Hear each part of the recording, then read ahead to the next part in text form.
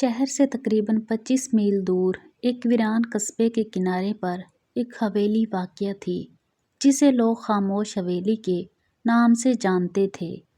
کہا جاتا تھا کہ وہاں رات کو کوئی جاتا نہیں کیونکہ اس حویلی سے اکثر عجیب آوازیں آتی تھیں، کبھی کسی کے چلنے کی، کبھی کسی کے رونے کی۔ کئی لوگ دعویٰ کرتے کہ انہوں نے وہاں سفید کپڑوں میں کسی عورت کو چھت پر چلتے دیکھا ہے۔ مقامی لوگ اس حویلی سے اس قدر خوف زدہ تھے کہ شام ڈھلتے ہی اس راستے پر قدم رکھنا گناہ سمجھتے، لیکن سچائی ہمیشہ خوف کے پردے کے پیچھے چھپی ہوتی ہے، اور اس سچ کو بے نقاب کرنے کے لیے قسمت نے ایک نوجوان صحافی ریحان فاروق کو منتخب کیا۔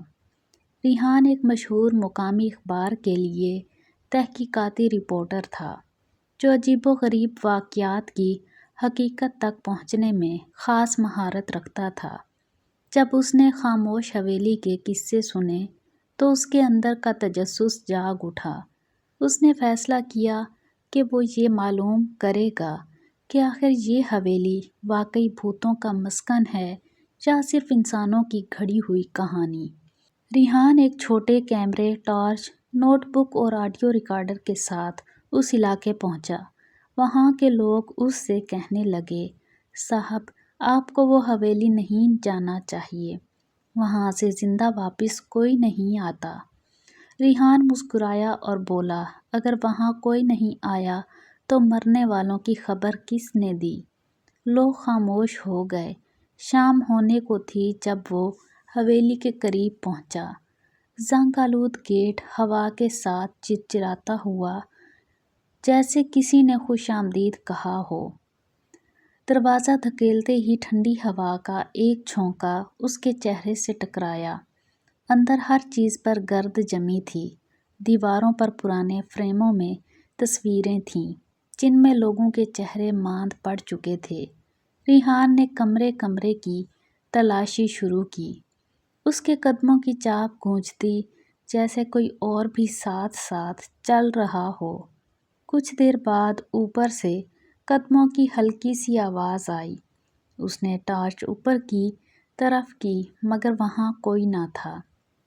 دل تیزی سے دھڑکنے لگا، لیکن ریحان بہادر آدمی تھا۔ اس نے زینہ چڑھنا شروع کیا۔ اوپر ایک بڑا ہال تھا جس کی چھت میں دراڑیں پڑ چکی تھیں۔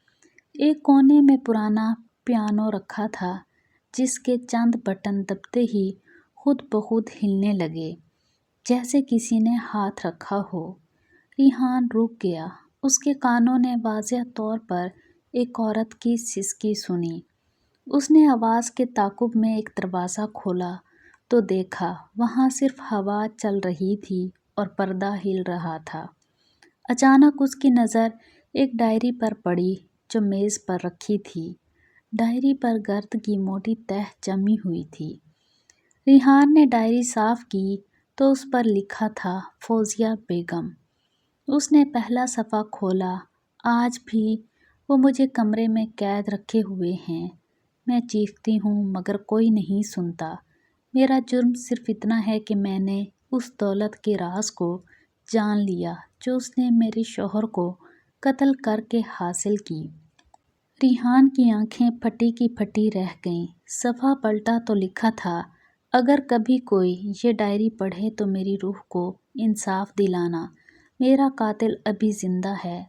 ریحان کے دل میں خوف اور تجسس دونوں بڑھنے لگے۔ اس نے سوچا کہ حویلی کے مالکین کا پتہ لگایا جائے۔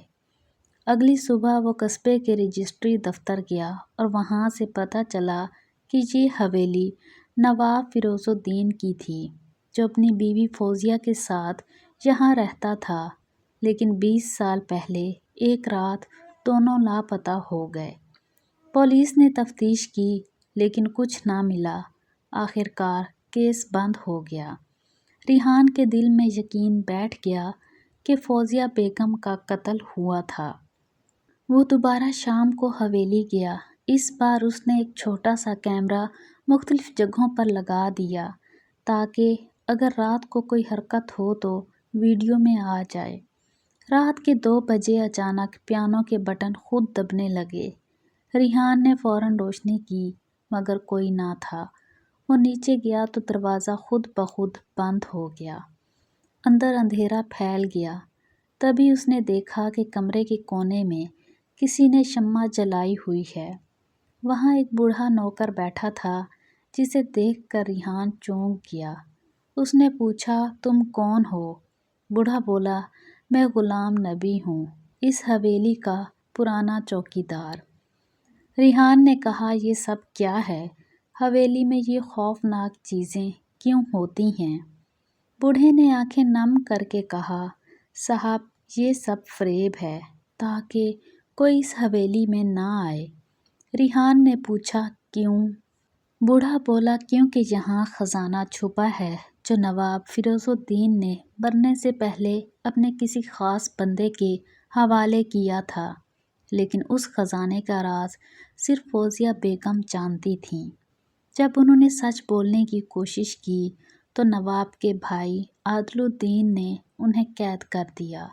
کہا جاتا ہے کہ اس نے انہیں زہر دے کر مار دیا اور لاش کو حویلی کے پچھلے باغ میں دفنا دیا۔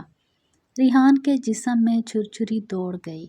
اس نے فوراً فیصلہ کیا کہ وہ باغ کی کھدائی کروائے گا۔ اگلی صبح وہ پولیس کے ساتھ واپس آیا۔ کھدائی شروع ہوئی لیکن کچھ دیر بعد زمین سے ہڈیوں کا ڈھانچہ برآمد ہوا، جس کے ساتھ ایک پرانا لاکٹ بھی ملا۔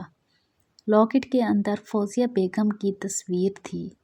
پولیس نے فوراً DNA ٹیسٹ کروایا جو تصدیق کر گیا کہ وہ فوزیہ بیگم ہی تھیں۔ اب راز آدھا کھل چکا تھا، مگر اصل مجرم کہاں تھا؟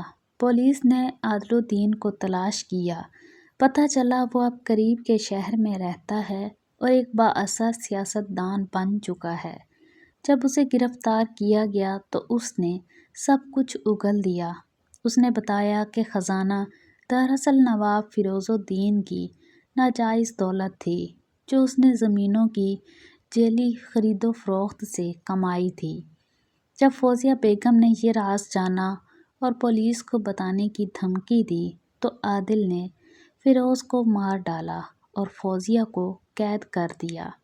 اس کے بعد اس نے یہ افواہ پھیلائی کہ حویلی بھوتوں کا مسکن ہے تاکہ کوئی وہاں نہ آئے۔ ریحان کی رپورٹ شائع ہوئی تو پورے ملک میں تہلکہ مچ گیا۔ پولیس نے خزانہ برآمد کیا۔ فوزیہ بیگم کی باقیات کو عزت کے ساتھ دفن کیا گیا اور حویلی حکومت کے حوالے کر دی گئی۔ کچھ دن بعد ریحان وہاں آخری بار گیا۔ اب وہ حویلی خاموش نہیں تھی بلکہ ہلکی ہوا کے ساتھ اس کے در و دیوار جیسے شکر گزار تھے کہ سچائی سامنے آ گئی۔ ریحان نے فوزیہ بیگم کی قبر پر پھول رکھے اور بولا، آپ کا انصاف مل گیا۔ اب کوئی نہیں کہے گا کہ یہ بھوتوں کی حویلی ہے، یہ اب سچائی کی نشانی ہے۔ شام کا سورج غروب ہو رہا تھا۔ ہوا میں عجیب سی نرمی تھی۔